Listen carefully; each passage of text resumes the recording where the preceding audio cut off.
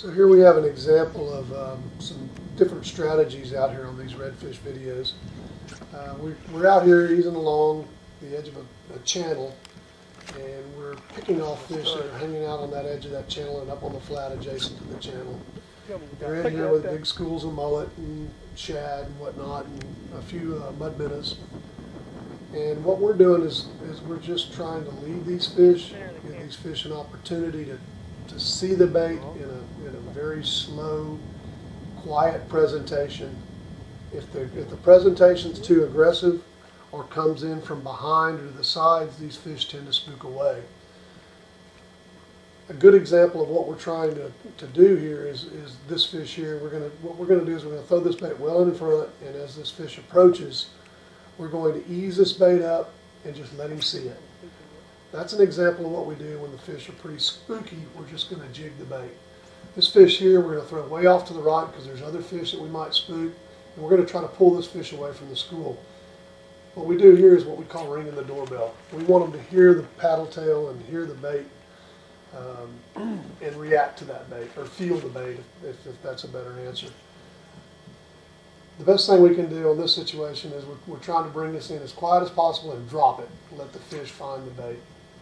Well, I know we got that. Most of what we're doing is we're going to lead these fish. We're going to wait until the fish is moving left to right or right to left, not towards or away.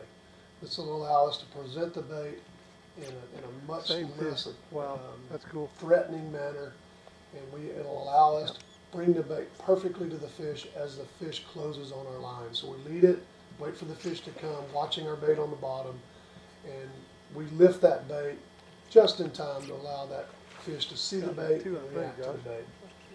If we can get these fish to see these baits directly above what's often referred to as a bite window, we have the opportunity to give them a free meal that looks like pure groceries. They look up, there's food here, and instinctively these fish take free meals, because if they don't, they may or may not survive the winter, may not survive the lean times. So all fish are tempted, at least, to take the free meal. Here's an example of a fish that's going to get spooked because we rushed it. Thought the fish were going to be a little late, and what we should have done is just waited and allowed this fish to pass on by. Now we have an example of what you should do.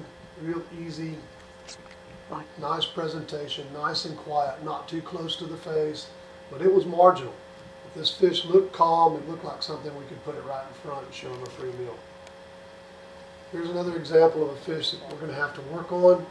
He's coming right at us, so we're trying to get off to the side and draw his attention. He feels it, misses it, comes back and gets it. Actually, we're moving a little too fast here. And the reason we're doing that is I'm trying to create vibration. This fish feels this, swings around, misses, of course, and we're going to see this in slow motion. But this is a good example of what happens if you go a little too fast. But in this situation, we didn't have a choice because the fish wasn't in a spot I could just show it to him.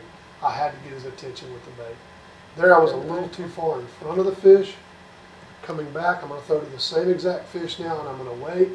And I'm just going to show it a little easier to him. He's going to pick it right up. Now this is not just me. This is my nephew Josh. He fishes with me a lot. He does a lot of the videoing with me also. He has become a real solid sight fisherman, and it just comes from a lot of practice. We're seeing good images here of some nice fish, but the big thing is I just want to spend a little time and talk about what to do and what not to do.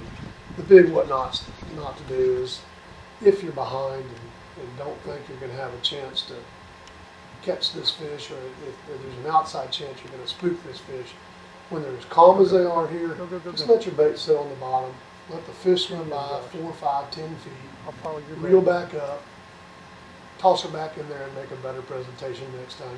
You'll just about get every one of these fish to eat. It all boils down to the same thing. You have to be patient. You have to read these fish. And you have to watch and make sure that you spend the time looking at this fish, waiting for these fish to get in the right spot to make your cast. If a fish is swimming towards you and you got time, just sit back and wait. Whenever you're ready. The fish is going to turn one way or the other sooner or later. I know there's situations where you're closing on the fish too fast or something to that effect. And in that situation, you really want to just kind of wait, Oh, I got that one. make your perfect got that cast, flip it in there. You know, if it's now or never, throw it in there. But if you got 3 or 4 or 5 seconds to wait until this fish gets in the right spot, I'd say do it. It's better to let the fish make its move and allow you to be able to predict your cast than make a wrong cast and be out when the fish makes the move and gets you in there. Hope you enjoyed the video, and good luck on your fishing. My turn. Almost. This one on the